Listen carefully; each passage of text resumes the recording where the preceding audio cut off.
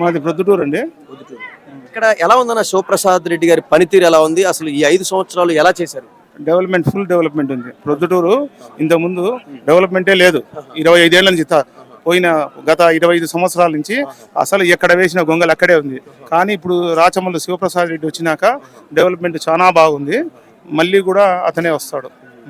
ఇక్కడ ఏదో రాజన్న క్యాంటీన్ అని పెట్టి ప్రజలందరూ కూడా రోజుకు 4,000 మంది పైగానే నిజమే నిజమే అండి. బాగా వస్తాను, బాగా వచ్చి భోజనం చేసిపోతారు. బీదాబికి వచ్చిన వాళ్ళు, బయట ఊరోళ్ళు ఏమన్నా ఖరీదుకి వచ్చింటారు కదా, అందరూ వచ్చి ఇక్కడ భోజనం చేసిపోతారు. చాలా బాగుంది స్పందన. ఇట్లాంటి పరిస్థితుల్లో చూసి ఇక్కడ మీ ఎంపీ గారు అవినాష్ రెడ్డి గారు పనితీరు ఎలా ఉందన్న? అవినాష్ రెడ్డి గారు పనితీరు బాగుంది. బాగా ప్రజల్లో మమైకమై ఉన్నారు. నెక్స్ట్ అతను కూడా ఎంపీ కూడా అతనే వస్తాడు. ముఖ్యంగా చెప్పండి, ఏదైతే జగన్మోహన్ రెడ్డి ఇచ్చిన నవరత్నాలు ఏవైతే ఉన్నాయో ప్రజలందరికీ అందినాయి, అదే నవరత్నాలకి డబల్ ఇస్తానని చెప్పి అంటా ఉన్నాడు చంద్రబాబు నాయుడు. ఎలా చూస్తారన్న? ఇప్పుడు ఇచ్చినాడు, ఆయప్ప ఇస్తాడు. ఇచ్చినోనికి వేయాలా, ఓటు ఈయనోనికి వేయాలా, చెప్పినోనికి వేయాలా, వాగ్దానం చేసినానికి. చూస్తున్నారు కదా ముఖ్యమంత్రిని, ఏం చేసినారు మాకు రాయలసీమకి ఏం చేసినారు చెప్పండి. ఎప్ప చేసినారు? మా ఊరికి చేసేది చెప్తాండా. అన్ని విధాలుగా కుటుంబంలో వాళ్ళకి నిరుద్యోగ సమస్యను తీర్చారు. అంటే ఒక హైటెక్ తీసుకురావడం కావచ్చు, ఏదైనా సరే రాష్ట్రాన్ని అభివృద్ధి పరిచిన ఘనత నాకే దక్కుతుంది. అది హైటెక్ తీర్చినారు, వాళ్ళు తీసుకుపోయినారు కదా, హైదరాబాద్కి వెళ్ళిపోయింది కదా, తెలంగాణకు పోయింది. మనకేమొచ్చింది అది. కాబట్టి ఇప్పుడు చెప్తున్న హామీలు నెరవేర్చలేదు చంద్రబాబు నాయుడు.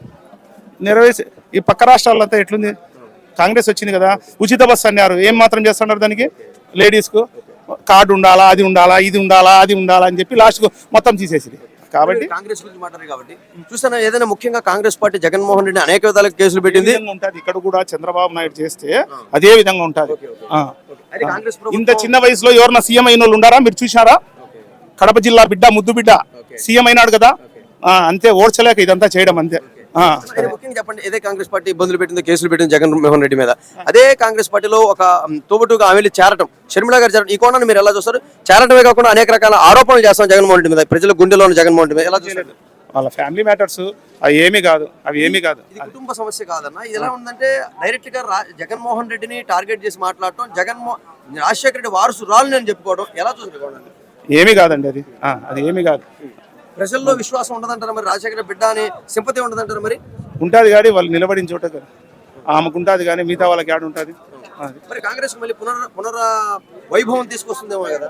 ఏమీ రాదు, ఏమీ రాదు.